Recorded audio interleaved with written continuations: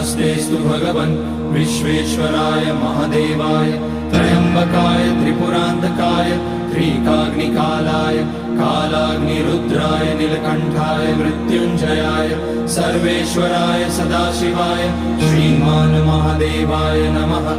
ॐ नमः शम्भवाय च मयोभवाय च नमः शङ्कराय च मयस्कराय च नमः शिवाय च शिवतराय च।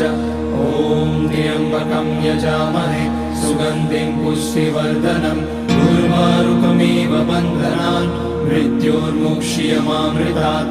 नागेन्द्रहाराय त्रिलोचनाय भस्माकराय महेश्वराय नित्याय शुद्धाय दिगम्बराय तस्मै नकाराय नमः शिवाय। मन्दाकिनी सलिलचन्दन चर्चिताय नन्दीश्वर प्रमथनाथ महेश्वराय